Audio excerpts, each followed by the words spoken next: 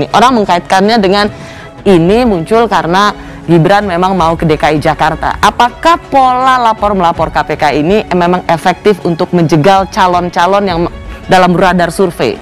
Saya melihat lapor-melapor hari ini tuh dalam tanda kutip bagian dari balas dendam politik nih Bang Ubed sama Bang Adi itu. Mencoba untuk menggeser bahwa isu bukan lagi soal fundamentalisme, bukan lagi soal tentang kadrun, tapi ini ada isu yang cukup penting di lingkaran kekuasaan saat ini. Berawal pada 2015 ketika PT SM yang sudah menjadi tersangka pembakaran hutan dituntut oleh Kementerian Lingkungan Hidup dengan nilai 7,9 triliun rupiah. Namun, dalam prosesnya, Mahkamah Agung hanya mengabulkan tuntutan senilai 78 miliar rupiah. Kami melakukan itu karena kami gelisah. Bangsa sudah merdeka 76 tahun lebih. Reformasi sudah 23 tahun. Praktek korupsi masih merajalela.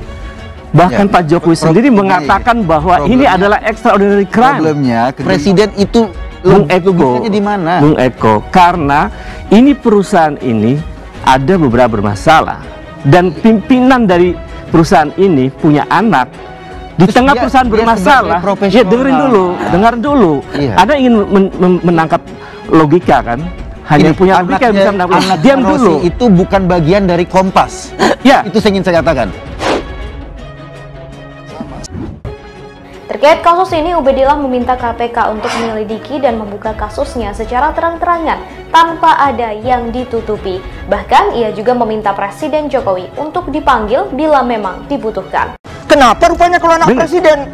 Anak presiden, anak menteri, anak pengusaha, anak rakyat, anak petani, semua bisa kok. Tapi kalau presiden itu pejabat publik. Sebagai pejabat publik, dia punya tanggung jawab. Ketika beliau disumpah, itu tidak boleh menerima sesuatu, memberikan sesuatu baik langsung maupun tidak langsung. Di mana relasi ini bisa seperti yang tadi Anda belum jawab, di mana ini mempengaruhi kebijakan sehingga dia bisa dapat proyek nasional triliunan rupiah dari APBN. Gimana? Itu nanti KPK yang memiliki otoritas. Anda belum tahu ya. Jadi KPK yang disuruh ngusut ya. Saya kasih ini ya, apa pintu-pintunya. Itu ada banyak perusahaan yang bermasalah dalam soal pembakaran hutan. Putra sulung Presiden Joko Widodo ini justru menantang Ubedillah Badrun untuk membuktikan dahulu tuduhannya. Gibran mengaku siap ditangkap apabila dia terbukti bersalah seperti yang dituduhkan. Karena yang dilaporkan itu rata-rata orang yang ada di kekuasaan. Ada Pak Luhut, ada Pak Erik, ada Ganjar, ada Ahok. Kan begitu, ada Kaisang, ada Gibran. Pertanyaannya, mengapa ada perusahaan yang tidak diusut sampai sekarang? Padahal kerugian negara begitu besar. 7,9 triliun, 20.000 hektar. Dan banyak perusahaan yang tidak diselesaikan dalam soal itu. Ya Bung Ubed, tapi ini kan Anda tidak bisa. Iya. Dua putra Presiden Joko Widodo, Gibran Rakabuming Raka dan Kaisang Pangarep, dilaporkan ke KPK atas dugaan KKN oleh aktivis dan dosen UNJ Ubedillah Badrun. Anak Rossi, kalaupun Rossi sebagai profesor, Rossi bukan presiden, bukan bagian dari Kompas. Rossi bukan presiden. Iya, tapi cara berpikirnya begitu. Dengarkan dulu. Di saat yang sama, ya, petinggi PT SM ini beberapa bulan lalu dilantik menjadi duta besar. Nah, apalagi ini hubungannya apa lagi? Ini makin kacau, ini makin kacau. Ini pertanyaan. Saya setuju. Anda ajarkan publik bagaimana cara berpikir yang benar. Ada hubungannya dilantik. Saya kira biar publik nanti akan makin kacau ini. Emangnya masih zaman minta proyek sama orang tua yang di pemerintahan, dasar besok. Setuju. Tapi kan dalam logika gerakan itu para aktivis ini menyebutnya yang penting tempur dulu, ribut itu belakangan. Bangun afirmasi dan macam-macamnya. Karena apa yang disampaikan oleh Bang Ubed, Bang Adi, ketika misalnya ditanya bukti-bukti barunya juga agak bingung. Saya juga bukan menggertak Rossi. Indonesia negara hukum. Hati-hati, ya, terukurlah kalau bicara. Karena ini bahaya loh. Itu yang saya katakan tadi, 242. Karena apapun nanti kalau dia mau terus lanjut, dia harus siap di BAP sebagai saksi pelapor. Ini jelas merusak orang-orang yang sudah dilaporkan, merusak kredibilitas mereka. Orang yang muncul di survei sebagai kandidat capres, sebagai kandidat gubernur, otomatis sejak dilaporkan nama-nama mereka sudah ada persepsi negatif yang sudah muncul di orang. Kalau gunakan dengan cara atau logika yang benar. Semua presiden bersih yang dilaporkan beberapa orang saja. Padahal ada calon-calon presiden lain loh. Itu berikutnya, Mas. Siap-siap aja. Berikutnya kan masalahnya sekarang itu jadi jangan juga gitu. Itu yang pertama. KPK sudah melaksanakan dipimpin Pak Firly tugasnya dengan baik. Begitu juga Jaksa Agung Pak Burhan. Begitu juga Kapolri Pak Sigit. sudah menunjukkan. Karena itu kita ini semua generasi baby boomers, tolonglah dalam kita mengedepankan demokrasi, jangan kita rusak generasi berikutnya, generasi X. Apalagi ini tinggi kali boomers kaitan dengan Gibran dan Kaisang, itu milenial. Nanti generasi Z juga melihat, mereka udah pintar-pintar juga generasi Z. Wah, ngeri banget nih baby boomers. Tolonglah kita semua beri keteladanan untuk rakyat Indonesia. Ini kayaknya ada tebang pilih gitu. Ada segmentasi yang di Solo, ada yang di Jakarta. Oke, Jadi saya menyebutnya ini bagian balas dendam sehingga menghambat proses 2000. Ini nggak ada dendam.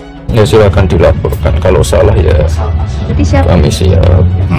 Untuk masalah track recordnya ya tanya Kaisang. Kepentingan bahasa ini diserahkan kepada Adi Masyari. Enggak dong, karena logika tadi yang Anda sampaikan, saya ingin KPK memverifikasi calon presiden yang itu sudah terjawab banyak. Yang pertama harus dicatat adalah yang membeli 8% saham PNNP senilai 92 miliar rupiah itu bukanlah Kaisang.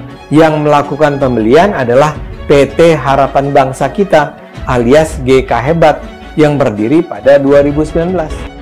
Kami membawa bukti, dalam bahasa hukum mungkin disebut sebagai bukti permulaan. Jadi jangan katakan tidak ada bukti. Dan bukti itu kita ambil secara resmi, legal, melalui sudah prosedur hukum. Ya. Diketahui Gibran Raka Buming Raka dan Kaisang dilaporkan oleh Ubedillah Badrun ke KPK terkait kasus dugaan KKN. Tapi kan udah rusak orang, karakter assassination. Nah, tidak ada niat. Nggak baik. Jadi gini. Kenapa nggak ada niat? Ingat loh, kita ini baby boomers. Kalian rasain yang namanya Gibran, yang namanya Kaisang itu, ya siapa dia? Milenial. Lihat dong, ukur dong siapa kita. Cek aja, cek aja. Ya cek aja, kalau ada yang salah ya silahkan dipanggil. Salah ya apa ya dibuktikan. Tapi apa yang kami lakukan adalah sesuatu yang berharga bagi kepentingan bangsa di masa depan.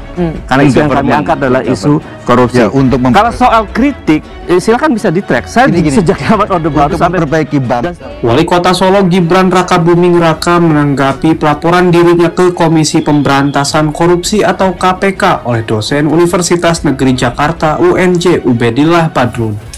Kita semua sepakatlah, bangsa ini harus bebas dari korupsi.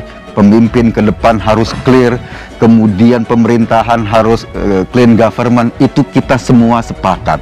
Tetapi untuk menegakkannya perlu dengan akal sehat, nggak juga menggunakan narasi-narasi besar ini dengan akal yang lompat-lompat tadi untuk kemudian berlindung di balik narasi besar. Nanti publik juga akan bingung, kok begini menegakkan narasi besar dengan proses kita perlu mengajarkan publik bagaimana berdemokrasi yang sehat dengan akal sehat, bagaimana menegakkan hukum yang sehat juga dengan akal sehat, tidak menjadikan narasi besar ini sebagai tameng seolah-olah kita sudah memperjuangkan narasi besar padahal ujung-ujungnya tadi ini cuma menjelang tahun politik saja. Itu yang saya khawatirkan.